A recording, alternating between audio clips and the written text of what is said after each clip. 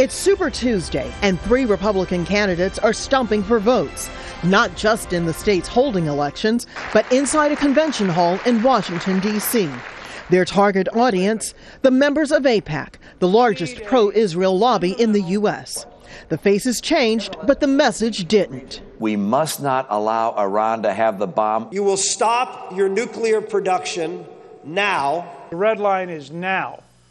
Jewish Americans typically have voted for Democratic candidates because of the party's liberal take on social and economic issues. But Republican support for Israel is unwavering and very attractive, which is why on the most important day so far of this election cycle, these candidates have come to AIPAC to ask these delegates for their support. AIPAC's work isn't just at this convention. It's fundraising for candidates and FaceTime with legislators. I'm going to Capitol Hill because I care about strengthening the U.S.-Israel relationship. We have to make sure our elected officials from Tennessee, that's where we're from, understand the danger in Iran. Our message is that containment is not an option with Iran. These delegates have made their way to the U.S. Capitol to make clear to members of Congress that they must continue their support for Israel and perhaps cement the loyalty of future presidential hopefuls. Rosiland, Al Jazeera, Washington. We're joined by Joel Rubin. He's a former analyst of Near East affairs at the U.S. State Department. On Tuesday, Mr. Rubin wrote a piece for the Huffington Post in which he said a war on Iran would be a disaster, and clearly that is the consensus amongst the military establishment here in Washington. President Obama, they're saying that the Republicans are beating the drums of war, but are they that different in their position towards Iran than the president? The president and the Republicans have many similarities in their policies, strong on sanctions, wanting to see Iran not have a nuclear weapon, but where there's a key divergence is in describing what a red line is. The president has made it clear he does not want an acquisition of a nuclear weapon by Iran, but the Republican candidates are saying that that's not good enough.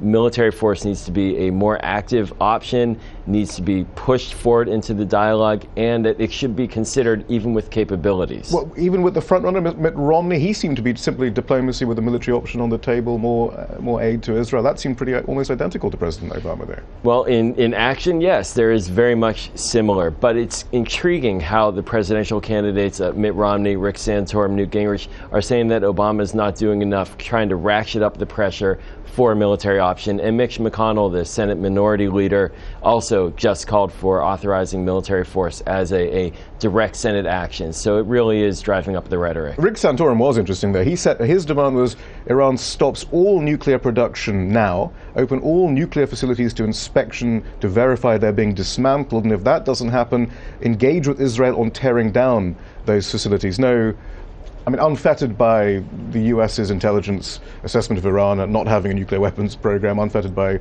knowledge of what the IAEA currently does, or the Nuclear Non-Proliferation Treaty actually involves, or international law, or anything, really.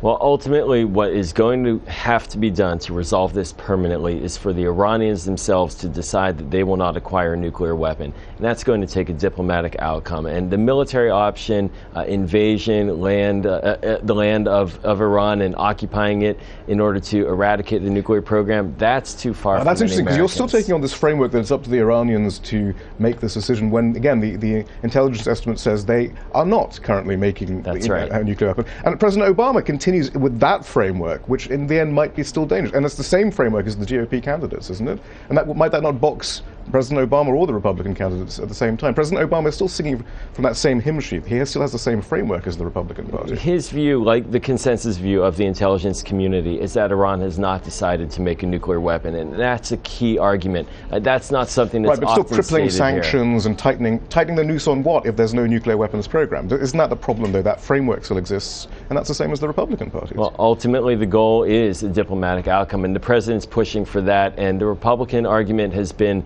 to minimize the diplomatic aspect of this, and that's where there's a key difference. Joel Rubin, thank you very much. Thank you.